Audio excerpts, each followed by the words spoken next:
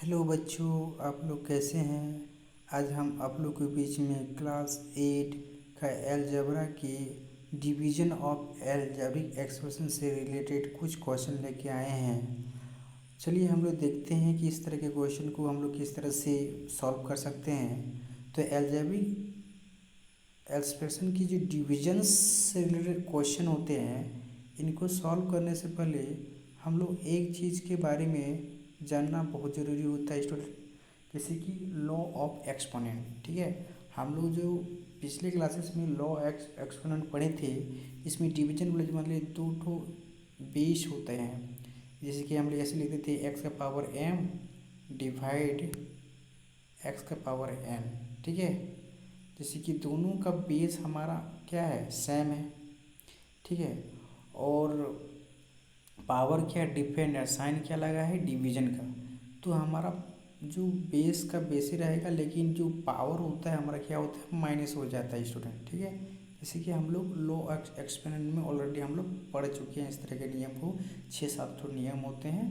ठीक है, तो इसी लॉ का यूज करके हम लोग डिवीजन ऑफ अलजेब्रिक एक्सप्रेशन को हम लोग सॉल्व करते हैं। ठीक है, ऐसे तो सॉल्व हम लोग 2-3 मेथड से भी कर सकते हैं, लेकिन ये आपका बेसिक था जो आप लोगों को पहले से जानकारी है, इसलिए इसको रिकॉल करने के लिए हम बता दिए। ठीक है, जैसे कि आप क्वेश्चन आपको मोबाइल की स्क्रीन में दिख रहे होंगे 4 ठो क्वेश्चन।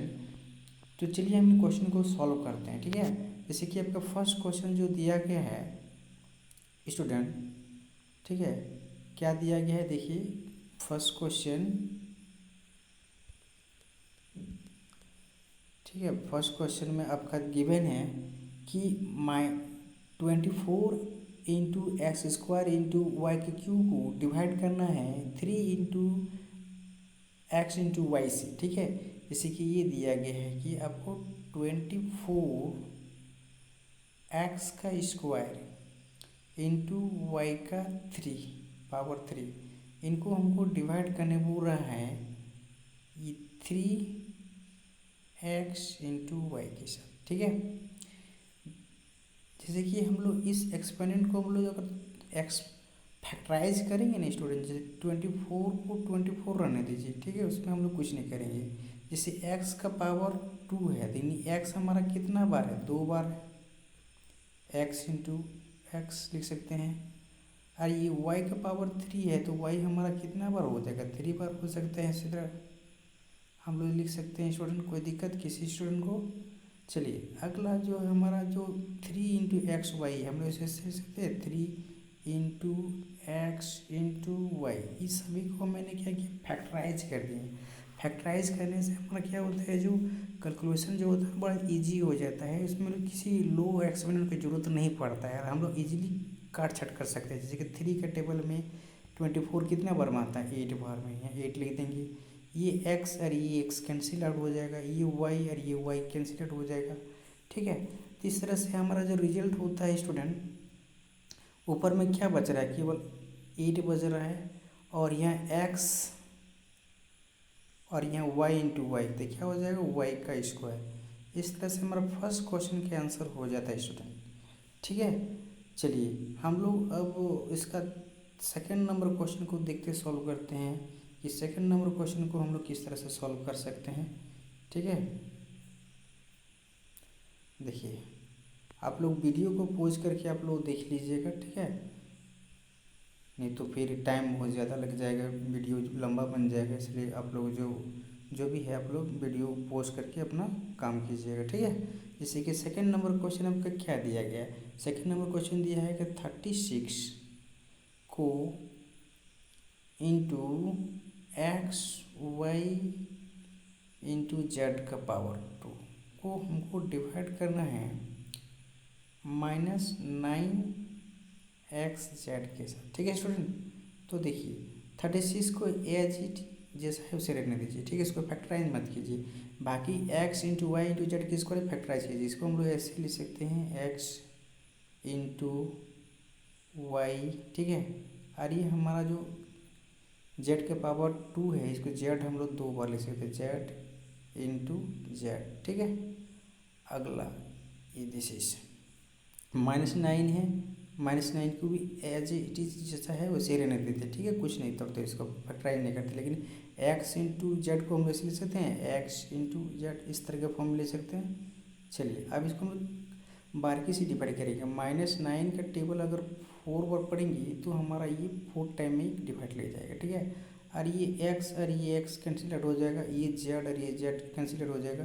तो हमको ऊपर में जो न्यूमरेटर पार्ट में क्या बचेगा, जैसे कि -4 और यहाँ से वाई और जेड बचा, तो क्या हो जाएगा -4 वाई जेड बचेगा, ठीक है। इस तरह से हमारा फर्स्ट सेकंड नंबर का आंसर आता है स्टूडेंट, ठीक है, -4 वाई जेड, ठीक है। चलिए अब हम लोग क्वेश्चन नंबर 3 पर आते हैं कि 3 को किस तरह से हम लोग सॉल्व करेंगे, ठीक है स्टूडेंट।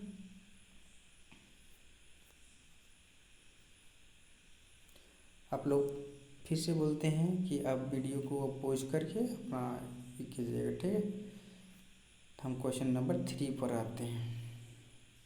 जैसे कि आपको क्वेश्चन नंबर 3 दिया गया है, -72 इंटू एक्स का स्क्वायर इंटू वाई का स्क्वायर इंटू जेड, इनको डिवाइड करना है -12 into x into y into z से, ठीक है।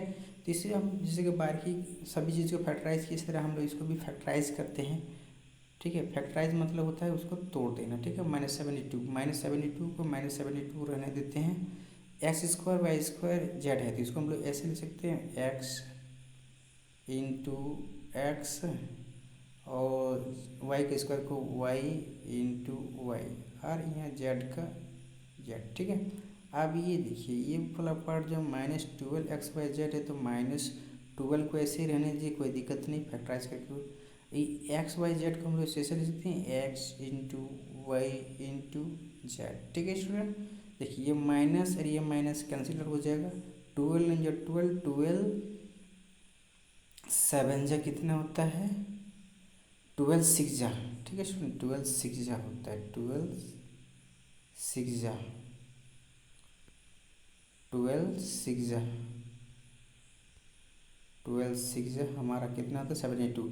ये एक्स और ये एक्स कैंसिल हो जाएगा, ये वाई कैंसिल हो जाएगा, ये जेड कैंसिल हो, बचा क्या हमारा रिजल्ट में बचेगा, हमारे रिजल्ट में क्या बचेगा स्टूडेंट, हमारे रिजल्ट में बच रहा है, हमारे रिजल्ट में बच रहा है 6 into x into z y z, ठीक है। 6 यहाँ से 6 हो रहा है, ठीक है। यहाँ से जैसे बात कर रहे हैं हम, जैसे यहाँ पर ये 6 हुआ, ठीक है, जैसे कि हमारे यहाँ पर ये 6 हुआ, ठीक है। यहाँ जो 6 बचा था और ये एक्स और ये वाई, ठीक है। हमारा रिजल्ट आएगा 6x जेड, ठीक है स्टूडेंट। ये हमारा सेकेंड नंबर का क्वेश्चन का आंसर हो गया, ठीक। चलिए हम लोग अब आते हैं क्वेश्चन नंबर 4 है, ठीक है। 4 को किस तरह से हम लोग सॉल्व करेंगे स्टूडेंट, थोड़ा ध्यान से देखिएगा, ठीक है। जैसे कि हम लोग क्वेश्चन नंबर 4 पर आते हैं, ठीक है। क्वेश्चन नंबर 4 क्या दिया है, -56 इंटू MN P का स्क्वायर को हम लोग को डिवाइड करना है 7 MN P के साथ, ठीक है।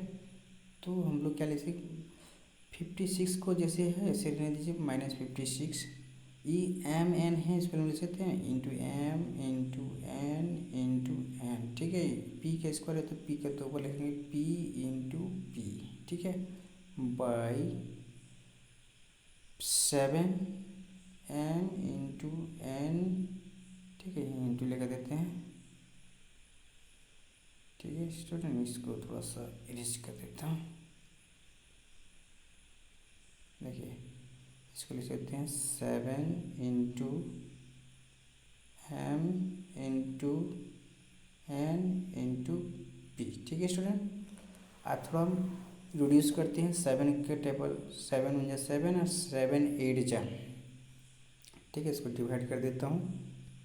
देखो 7 × 7 7 8 जा -7 8 जा कट जाएगा, और ये m कैंसिल हो जाएगा, ये n कैंसिल हो जाएगा, ये p कैंसिल आउट हो गया। ठीक है, तो स्टूडेंट हमारा क्या बचा है, यहाँ -8, और यहाँ से क्या बच रहा है हमारा p, ओनली फॉर p बच रहा है। ठीक है, ओनली फॉर हमारा p बच रहा है। ठीक है, p, इस तरह से हमारा ये आंसर हो गया -8p हमारा इसका आंसर आया। ठीक है स्टूडेंट, हम उम्मीद करते हैं कि आप लोग को सब समझ में आ गए होंगे। ठीक है, तो चलो, अगर आपको समझ में आ गया तो प्लीज़ लाइक एंड सब्सक्राइब करते जाइएगा। ठीक है, नेक्स्ट टाइम हम इससे बेहतर क्वेश्चन लेके आएंगे, प्रेजेंट करेंगे आप लोगों के सामने में, और भरपूर समझाने की कोशिश करेंगे। ठीक है, अपने ओर से थैंक यू बच्चों।